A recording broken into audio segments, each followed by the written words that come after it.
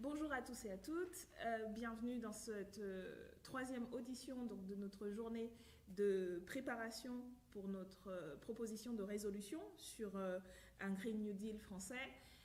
Nous sommes en compagnie de Théa Riofrancos, qui est une chercheuse, auteure d'un livre sur le Green New Deal, qui est de passage à Paris et qui nous fait l'honneur et le plaisir de venir discuter avec nous sur cette résolution.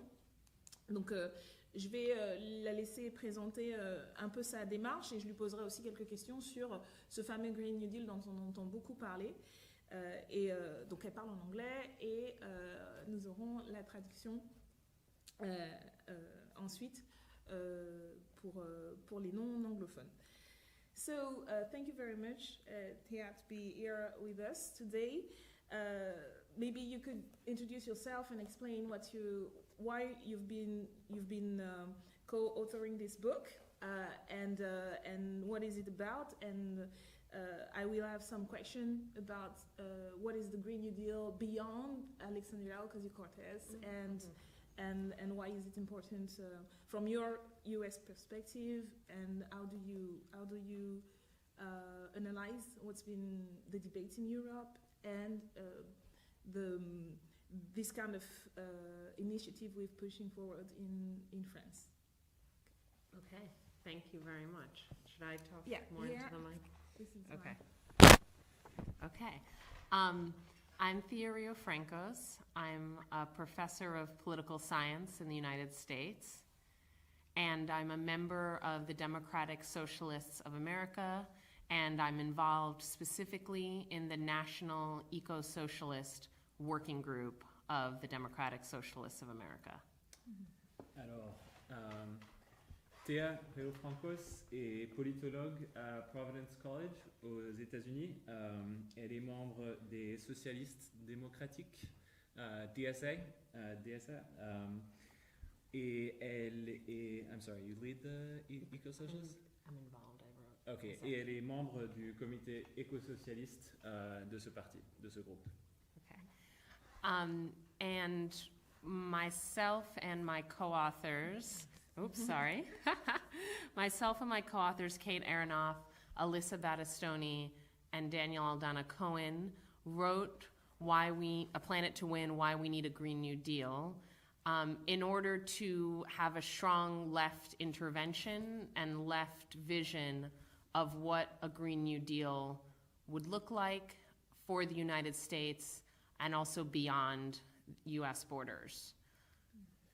Alors, ce livre qui a été écrit avec 3 co-auteurs, Kate Aronoff, Daniel Aldana Cohen et Alyssa Battistoni, son but est vraiment d'intervenir de la gauche dans ce débat autour de à quoi devrait ressembler un Green New Deal aux États-Unis, mais aussi au-delà des États-Unis.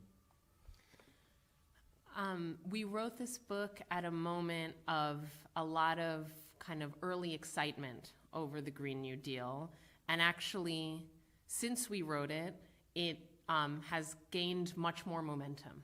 We weren't sure when we started drafting this last February how much excitement there would be, but we were inspired, and so we started writing the book. Since that moment that we started writing it, there's been a lot of social mobilization around it, and a lot of, or not a lot, but more than we expected, progressive politicians also supporting the Green New Deal. Donc, dès qu'on a commencé de parler du Green New Deal aux États-Unis, il y a eu beaucoup d'enthousiasme, mais quand on a commencé à écrire ce livre en février dernier, c'était pas clair exactement combien d'élan ça aurait. Finalement, ça a pris beaucoup d'élan depuis ce moment-là. Il y a eu beaucoup de mobilisation et c'est dans ce contexte-là que le livre sort. And I'll say just a little more about why so much enthusiasm, and then I'll talk more about what the book says. So I think around the world, actually, in many countries, but maybe especially in the United States and in the UK, The Green New Deal has captured the imagination of civil society, trade unions, and left-wing politicians because of the way that it connects the climate crisis and the crisis of social inequality. Alors, il semble que la raison principale pour laquelle il y a tant d'enthousiasme pour ce Green New Deal, c'est parce que ça correspond aux demandes à la fois de la société civile, des syndicats et des mouvements de gauche de manière plus large. And the reason that this connection is so important between the climate crisis and social inequality is twofold. There are two reasons it's important. One is it's based in empirical reality and the climate science. There's no way to address the depth of the climate crisis and its myriad effects without a fundamental transformation in the economy and society. Alors,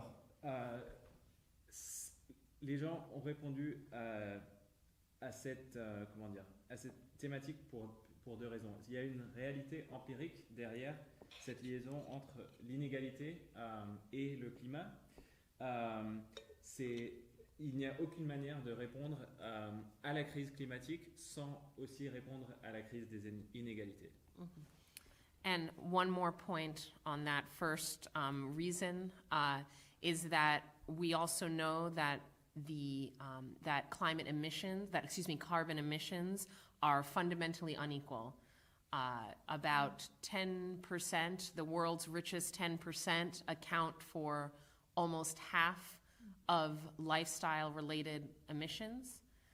The bottom 50% of the globe account for less than 10% of lifestyle-related emissions. And about 70 companies in the world, primarily fossil fuel companies, 100 companies, I think it is, account for about 70% of global emissions of all sorts. Alors, on sait qu'il y a des inégalités liées aux émissions même de CO2, des émissions de gaz à effet de serre, des inégalités fondamentales donc, qui viennent du fait que les 10% des plus riches dans le monde sont responsables de la moitié de toutes les émissions de gaz à effet de serre liées à notre quotidien, notre manière de vivre. Et puis, la moitié, les plus pauvres, sont responsables que pour justement 10% des émissions.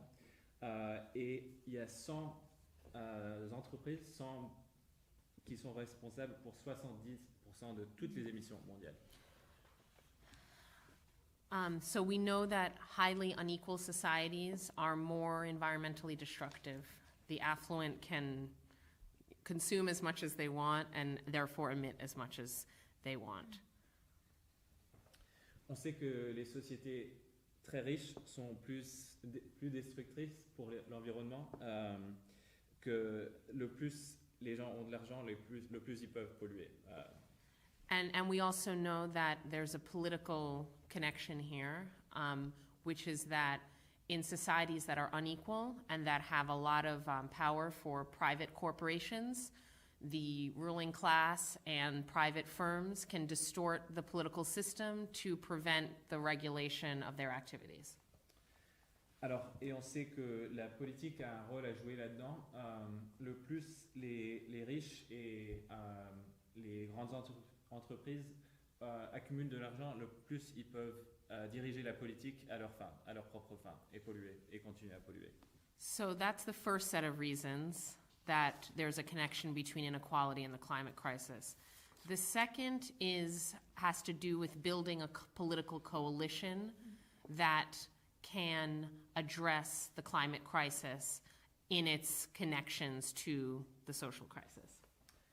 Alors la deuxième dimension politique, c'est de rechercher une capacité à créer une coalition politique justement qui pourrait répondre à ces demandes. We know that if our climate policies do not connect climate change to policies that will improve the lives of ordinary people, that ordinary people, the majority of the population, will reject forcefully reject those policies, and we've seen that with the Yellow Vest movement in France. Nous savons que si nos politiques environnementales, nos politiques sur le climat ne répondent pas aux demandes des gens ordinaires, ils vont rejeter cette politique, et on a vu ça de manière très claire avec les Gilets jaunes ici en France.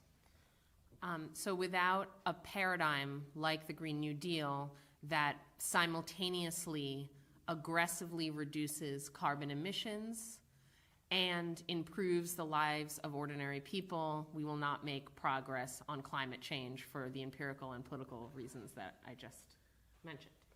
Alors, sans un paradigme comme le Green New Deal, on ne pourra pas lutter à la fois contre ces inégalités et tout en réduisant les émissions de gaz à effet de serre. Voilà. Should I continue? I have more that I can say, but Yeah, I want to make sure I maybe- address your questions. Yeah, I wanted you to maybe explain to us how this coalition is being built in the US actually presently. Je voulais savoir quel était le processus qui avait été construit et qui est en train d'être construit pour mettre en place cette coalition. As I said, beyond, I mean, the role of Ocasio-Cortez, but also the social movement, environmental social movement in the US. Can you tell us more about how it came to be? Actually, I suppose it started way before last year, but what's the process and what's going on right now, and how is it impacting the political debate, and how do you make it work? Yeah. So, Alexandria Ocasio-Cortez, Democratic Congresswoman from New York, says that she decided to run for office when she participated in the protest at Standing Rock against the building of the Dakota Access oil pipeline, a protest organized by several indigenous nations in the United States, along with environmentalist allies. Alors, Alexandria Ocasio-Cortez, la membre du Congrès qui a proposé le Green New Deal, dit qu'elle a su qu'elle voulait se déclarer candidate quand elle était à Standing Rock, là où principalement des gens indigènes au North Dakota, c'est ça, dans l'état du North Dakota, manifestaient pour bloquer la construction d'un pipeline, d'un gazoduc, voilà, sur leur territoire. When she ran for office, she then made the Green New Deal the top priority. And even before she was inaugurated, after she won the election, but before her inauguration, she participated in the occupation of the office of Nancy Pelosi, who is also a congresswoman from California, who is effectively her boss. She's the top Democratic leader. The Sunrise Movement, a movement primarily of young people that is very focused on winning a Green New Deal, occupied Pelosi's office, and AOC joined their occupation, which is a very unusual thing for an elected official, not yet inaugurated, but elected official to do. Alors, dès son élection, Alexandria Ocasio-Cortez a déclaré que le Green New Deal, c'était sa première priorité. Et en plus, même avant qu'elle ait pris ses fonctions en tant que députée, elle a participé à une occupation justement des bureaux de Nancy Pelosi, la dirigeante des démocrates au Congrès, par un mouvement de jeunes pour le climat, le Sunrise Movement. Donc c'était, voilà, c'est comme ça qu'elle a commencé sa carrière formelle en politique. And this represents, I think, in a microcosm, the type of dynamics that we need in order to win Green New Deals across the world, which are alliances between insurgent left-wing politicians and militant social movements. Alors, ceci représente justement la dynamique que je pense qu'il faudrait répliquer partout dans le monde, une alliance entre des politiques insurgés et les mouvements sociaux. Voilà. Working together against the political establishment, in this case, the neoliberal wing of the Democratic Party, as well as against the interests of corporations. Donc, ces deux groupes qui se battent ensemble à la fois contre l'establishment politique, donc la classe politique actuelle, dans ce cas-là, l'aile néolibérale du Parti démocrate et les grandes entreprises qui ont trop de pouvoir. In addition, to broaden it to some other groups, we have seen several coalitions of environmental justice groups adopt the Green New Deal as one of their goals as well. So I think it's the CJA, the Community Justice Alliance, if I'm not mistaken, is the umbrella group of many environmental justice organizations in the United States. And these are primarily organizations that are working class, people of color, and indigenous that have suffered environmental harms under fossil capitalism. Sinon, on a vu ces dernières années un gros soulèvement de la part de mouvements qui représentent la justice environnementale. Donc ce sont des groupes, il y a une coalition, l'Alliance de justice environnementale aux États-Unis. Ce sont principalement des jeunes, des migrants, des gens qui représentent les classes populaires qui souffrent à cause du dérèglement climatique, voilà, et de la pollution.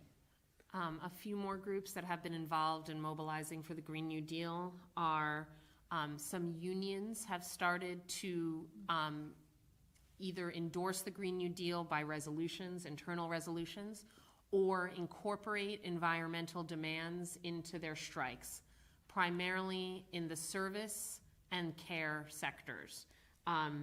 Nurses, some teachers' unions, SEIU, which is a service workers union, have either, as I said, endorsed the Green New Deal or incorporated environmental demands when they go on strike. Sinon, on a vu ces derniers temps de plus en plus de mobilisation des syndicats, surtout qui représentent les services de soins et aussi les profs. On a vu beaucoup de grèves dans l'éducation aux États-Unis et de plus en plus ces syndicats commencent à intégrer des revendications environnementales dans leurs propres grèves et en plus ont affiché leur soutien pour le Green New Deal. In addition, at the local level, because the United States is a federal system, so we can pass legislation locally, there are some cases of unions, for example, in the building trades or construction trades in New York, supporting legislation to build green buildings or retrofit buildings to make them more energy efficient. So it's one example, but we could see this replicated elsewhere. Mm-hmm. On a aussi quelques exemples à l'échelle municipale ou à l'échelle des États de syndicats qui représentent dans le BTP par exemple, qui s'allient justement à ces revendications aussi, mais c'est au cas par cas. One of the biggest challenges in terms of labor in the United States, given that the United States is a huge fossil fuel producer, now one of the largest in the world and now exporting more than we import of fossil fuels, is the fossil fuel sector of workers that work directly in extraction and refining and also in logistics to transport. They're a small percentage of the workforce, but they are in a strategic sector that could stall if they, don't want an energy transition. Alors, un des plus gros défis dans cette lutte aux États-Unis, c'est le fait que le pays est maintenant non seulement il produit énormément d'énergie fossile, mais il est même exportateur de pétrole. Donc on a beaucoup de gens qui travaillent dans ce secteur aussi, évidemment, et même s'ils représentent un pourcentage, une proportion assez petite de la classe ouvrière, ils sont quand même dans un secteur stratégique, et donc il faut joindre leurs revendications, il faut intégrer leurs revendications dans ce mouvement. And so we obviously need to think about a just transition for workers whose jobs would be eliminated under a Green New Deal, and it has to be more than rhetoric. They have to have assurances that they will have the same or better salary or benefits. Otherwise, this will be a potential obstacle. Donc, c'est pour ça qu'il y a tant d'attention, nous portons tant d'attention à ce qu'on appelle une transition juste, a just transition, et que ce soit plus que de la rhétorique, qu'il y ait des assurances précises que tous ceux qui travaillent dans le secteur fossile, des énergies fossiles, auront un salaire égal à leur salaire actuel, ou même meilleur s'ils sortent de ce secteur pour travailler dans les énergies vertes. Another social sector, and this is one of the last I'll list in terms of mobilizing for Green New Deal, is the more explicit radical left, so ideologically anti-capitalist left. And there I'll point to two examples. Donc, un dernier secteur dont je parlerai, c'est la gauche radicale, la gauche anticapitaliste, et là, je vous parlerai de deux exemples. The first is DSA, Democratic Socialists of America, that I already mentioned. I'm on the steering committee of the Eco-Socialist Working Group, and we developed an eco-socialist Green New Deal. Le premier, c'est donc DSA, les socialistes démocratiques, dont Théa fait partie du comité de pilotage. Et dans ce groupe-là, ils ont développé une résolution éco-socialiste, un Green New Deal, une résolution qui évoque un Green New Deal éco-socialiste. At our last convention, we have them every 2 years. At our last convention in August, we voted, all of the delegates present voted almost unanimously, or perhaps unanimously, it was hard to tell, to adopt this as one of our organizational priorities. Mm-hmm. Donc, au dernier grand meeting du groupe, ils ont voté, il y a eu un vote unanime pour adopter le Green New Deal comme une des priorités de DSA. And I won't go into too much detail here in the interest of time, but it is, as I said, a more explicitly anti-capitalist vision, and also one that is internationalist, anti-imperialist, and anti-racist. Alors, sans aller trop dans le détail, c'est une résolution, c'est une vision du Green New Deal qui est de manière très explicite anticapitaliste, internationaliste, anti-impérialiste, et voilà, et antiraciste. Yeah, and to make clear, we in DSA support AOC's Green New Deal, but we view it as an opportunity to radicalize beyond it. Et pour être clair, DSA soutient le Green New Deal de Alexandria Ocasio-Cortez, mais ils veulent aussi aller plus loin. Another group that has similarly embraced the Green New Deal but also seeks to radicalize beyond it is Red Nation. They're a group of indigenous Marxists. Donc un autre groupe qui fait partie de cette coalition, c'est the Red Nation, la Nation Rouge, donc un groupe principalement indigène et marxiste. And they have a Green New Deal, or they call it a Red Deal, that is explicitly anti-colonial and seeks to empower indigenous and other oppressed groups within the United States through a transition beyond both capitalism and colonialism. Alors eux présentent leur propre version qu'ils appellent le Red Deal, le deal vert, qui est explicitement anticolonialiste et qui vise à démonter toutes les oppressions historiques qui existent aux États-Unis. All of these different social proposals for what a Green New Deal would look like and how transformative it could be have already had political impact in the United States political system. Donc, toute la discussion qu'il y a eu jusqu'à ce moment-là autour du Green New Deal et les différentes visions du Green New Deal ont déjà eu un rôle très transformateur. Donc, oui. A few examples of this. Bernie Sanders, candidate in the primaries for Democratic president, currently in about second place, has put forward a very comprehensive and quite radical for the US context Green New Deal platform. Alors, pour un exemple important, Bernie Sanders, candidat à la primaire démocratique, qui est actuellement en deuxième position, d'après la plupart des sondages, lui, il a présenté une version du Green New Deal qui est très compréhensible et très radicale. And in fact, related to this process that we're doing now, one of the things that made his plan so radical and comprehensive is that his team consulted a lot of social movement groups, environmental justice groups particularly, to understand their vision and incorporate their demands into his program.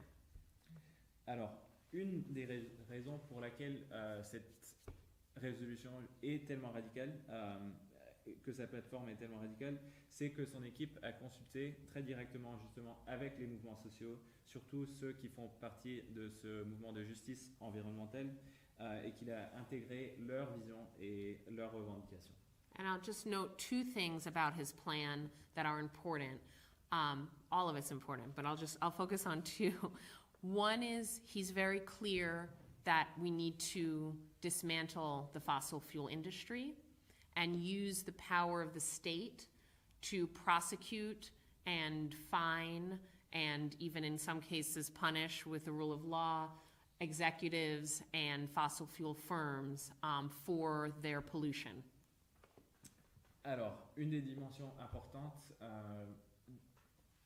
de ce que présente Bernie Sanders, c'est qu'il dit qu'il faut en finir complètement avec l'industrie des énergies fossiles et qu'il faut aller même plus loin et qu'il faut que les dirigeants des grandes entreprises fossiles aillent devant les tribunaux et qu'ils soient peut-être même punis pour leurs crimes.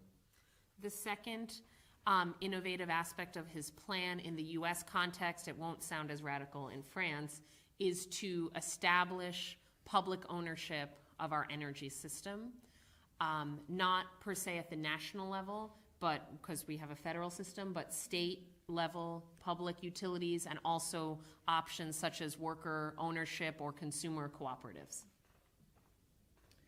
Alors, une autre dimension de ce que présente Sanders, ce serait d'avoir plus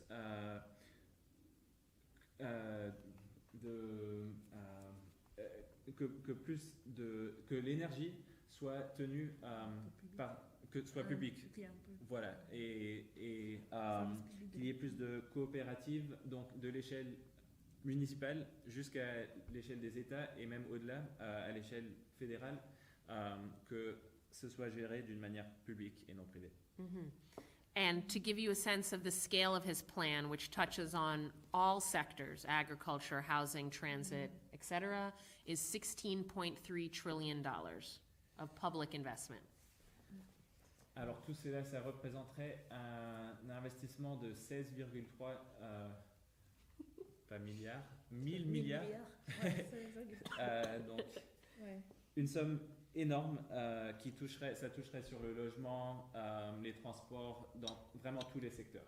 Mm-hmm. Okay, now the second example of the concrete effects of all of these proposals on politics. Alexandria Ocasio-Cortez, who we already discussed, and Ilhan Omar, who is another very left-wing young woman member of Congress, have both introduced separate pieces of legislation related to the Green New Deal.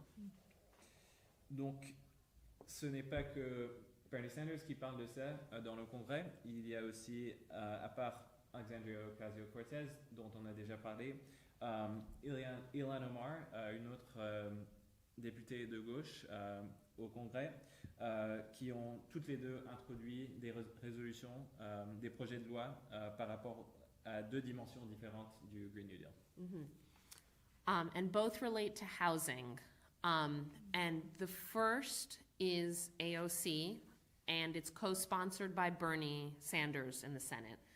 And this is to upgrade with green, efficient infrastructure and technology, public housing in the United States, social housing. Yeah.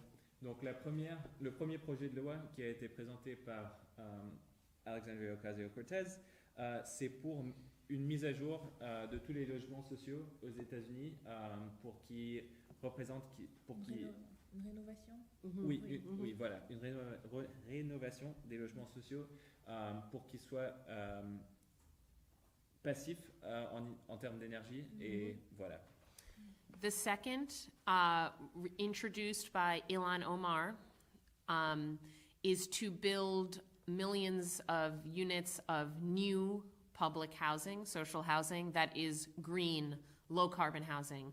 A lot of emissions come from housing because housing is where we get our heat, our cooling, our energy. So it's an important place to tackle the emissions crisis. Donc le deuxième projet de loi, c'est également à propos des logements sociaux, mais ce serait pour la création, la construction de beaucoup plus de logements sociaux bas carbone, des logements sociaux verts, parce que comme on sait, le logement est responsable d'une grande part de nos émissions à gaz à effet de serre. And I just want to say one more thing about why these bills are so important, regardless of whether they pass right now, right? Kind of like what you're doing, right? Building a new political consensus. Pause there. Donc, je voudrais renforcer pourquoi je pense que ces projets de loi sont tellement importants, même s'ils ne sont pas votés pour l'instant, c'est parce que ça participe à créer un nouveau consensus politique. And the reason that this connection between housing and climate is so powerful is first, which I already mentioned, housing in the United States and anywhere in the world is a big source of emissions. Donc, une des raisons pour laquelle il faut faire cette liaison entre le logement et le climat, déjà, comme on l'a dit, c'est parce que le logement est une source énorme d'émissions de gaz à effet de serre. The second reason, again, applies to the United States and many other places in the world, is that there is a severe shortage of affordable housing and a crisis of homelessness. La deuxième dimension, c'est qu'il y a un manque énorme de logements qui soient abordables pour la masse des gens et qu'il y a beaucoup trop de sans-abri. This crisis of the lack of affordable housing will only increase as we see historic levels of climate refugees and migrants. Cette crise du logement ne va que s'amplifier lors de la crise climatique quand il y aura encore plus de migrants. Voilà. The third aspect of the housing climate relationship and why these bills are so intelligent is that housing construction creates a lot of jobs. Une troisième dimension qui lie le logement et la justice climatique, c'est que le fait de construire l'industrie du BTP, ça crée énormément d'emplois. So with one policy intervention, the construction of green housing and the retrofitting of existing housing, you address the climate crisis, the housing crisis, and joblessness. Alors, avec cette seule intervention d'une politique verte du logement, on peut confronter à la fois la crise climatique, la crise du logement et la crise d'emploi. And just a couple of more details. I'll note that my co-author, Daniel Aldana Cohen, was involved in the research and preparation of AOC's policy to retrofit public housing and is very knowledgeable on this subject and has written, published on it as well. Et je voudrais noter que mon collègue Daniel Aldana Cohen, co-auteur, a participé à la recherche qui a mené au projet de loi de Alexandria Ocasio-Cortez sur les logements sociaux. And then the final point I'll make here, if it's not already clear, is that legislation or public policy that addresses the housing crisis, the climate crisis, and the jobs crisis simultaneously has a really important opportunity to assemble a broad coalition in support of climate policy. Excuse me. Et donc, si ce n'est pas déjà clair, je voudrais dire que une politique publique qui réunit le climat, le logement et l'emploi, c'est une opportunité pour nous de rassembler une coalition très très vaste. So the challenge of the Green New Deal, but also the opportunity, is to craft policies that are multifaceted in this way and to craft them through dynamic interactions between civil society and the state. And in the case of these housing bills that I mentioned, we've seen in several states in the US a resurgent housing movement, affordable housing movement, and tenants' rights movements that have been important in making these housing demands and kind of an input into this legislative process. Mm-hmm. Et ça correspond aussi à un mouvement très dynamique aux États-Unis, justement, pour le logement, pour plus de justice dans le logement. Les locataires dans beaucoup de villes se mobilisent pour avoir des logements plus dignes. Okay. I'm going to stop there from your questions, but we have a little more time if you want to ask something else. I have 2 questions. Maybe Okay. Linda, you have some? No, I don't know. Okay, just two quick question about the situation now, how on the political stage, because there's an election next year. Yes, there is. And how this movement is impacting the debate for the presidential election. I know that it's been the Democrat candidates had to respond to that. And what can we expect once the primaries are over and there's a candidate?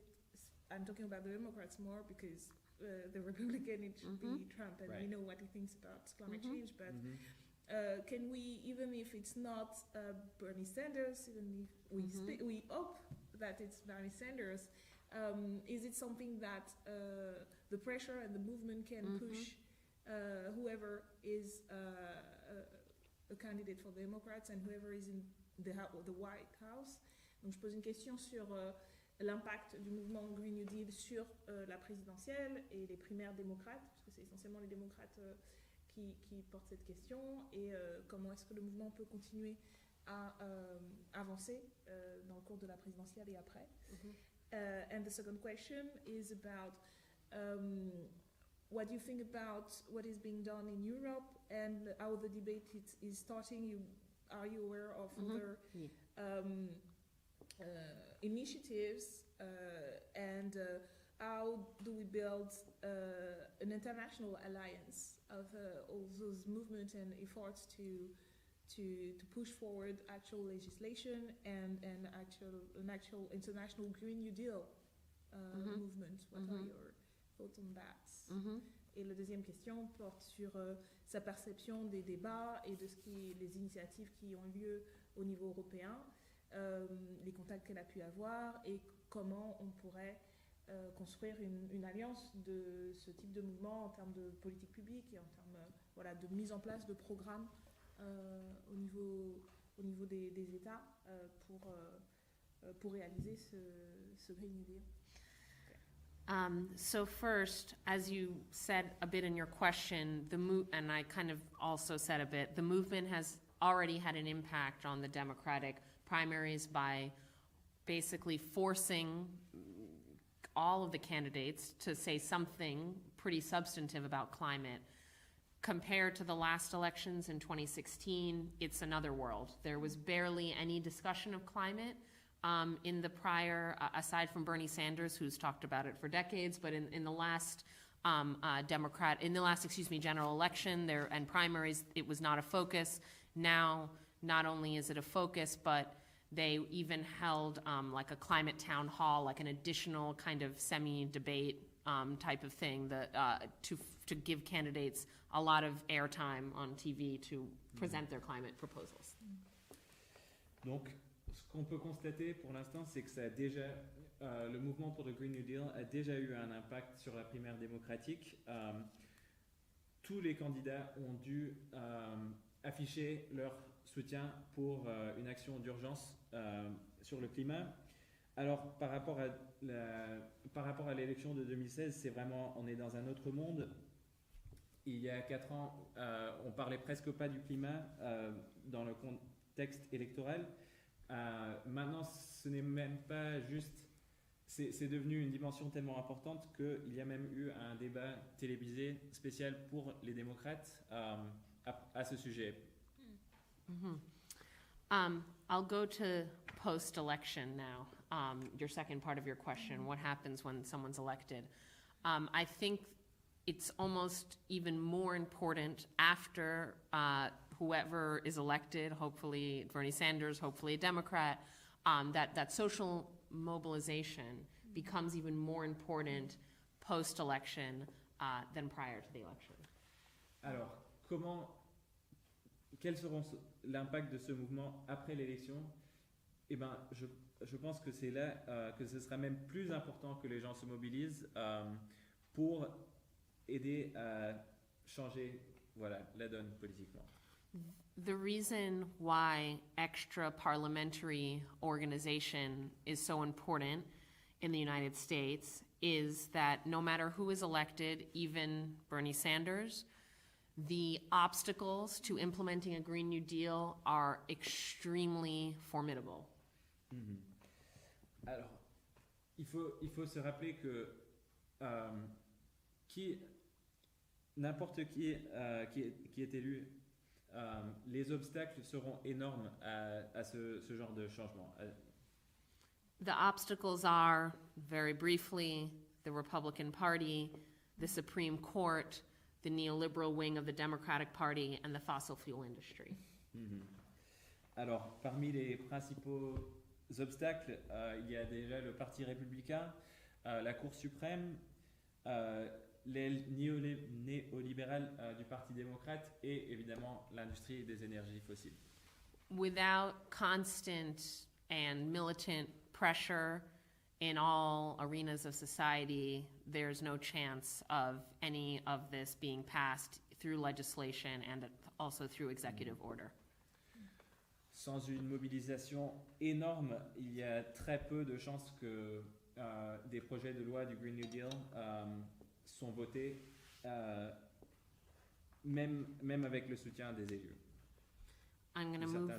Thank you. I'll move on to Europe now and the global question. It's obvious, I think, to any leftists that the European Commission's Green Deal is woefully insufficient to confront the climate crisis. Donc, je pense qu'il est clair, pour passer à l'Europe, que le Green Deal qui vient d'être présenté par la Commission européenne ne correspond pas du tout aux demandes, aux attentes, à nos attentes de la crise climatique. As much as possible, it seeks to preserve the economic system and the power relations that govern Europe without changing those in any substantive way, and to primarily change the source of energy from fossil fuels to renewables, primarily relying on incentives and market signals to guide the private sector. Alors, on peut constater que le Green Deal qui a été présenté sert principalement, ou il cherche plutôt principalement à conserver le système économique tel qu'il est actuellement construit, les relations de pouvoir telles qu'elles existent actuellement, et de passer des énergies fossiles aux énergies renouvelables par des mécanismes purement fiscaux, des taxes sans vrais investissements publics. It, in effect, subsidizes with public money private initiatives that will yield private profits. It also does not revise any of the constraints that limit public enterprises or more massive forms of public investment that are needed to confront climate change. Donc, ce Green Deal, il subventionne effectivement avec l'argent public le gain privé et ne pose pas de vraies contraintes, le genre de contraintes qu'il faudrait aux énergies fossiles. Yeah. So in this context, a variety of left forces at the continental level have presented their own visions for a Green New Deal that would be socially and environmentally just. Dans ce contexte, une coalition de forces de gauche à l'échelle européenne ont présenté leur propre vision d'un Green New Deal qui serait plus juste et plus égalitaire. The two that I'm aware of, I'm sure there are more, are the coalition of left parties in the European Parliament and DiEM25. Donc, les deux principaux acteurs à cet égard que je connais, c'est le groupe de gauche au Parlement européen et DiEM25. Both of these, I won't go into details now, but both of their plans, as I said, exemplify the Green New Deal vision of the connection between inequality and the climate crisis, and also have a much more forceful role for the state in eliminating the fossil fuel sector and also in publicly investing in a variety of sectors. Donc, au centre du projet que présentent ces deux groupes, déjà ils reconnaissent très clairement cette liaison entre les inégalités et la crise climatique et ils recherchent un rôle plus clair pour l'État dans le redressement de ces inégalités et dans la contrainte de l'industrie fossile.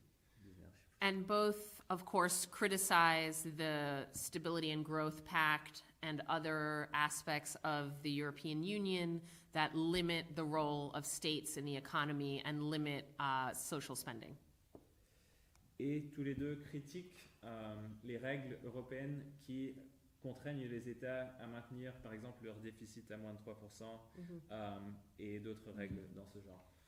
However, both of these plans stay primarily within the boundaries of Europe. Par contre, la vision qui est présentée reste principalement européenne et ne va pas au-delà. And we know that an American Green New Deal or a European Green New Deal is also insufficient to address the global scale of the crisis and the deep inequalities that structure the world.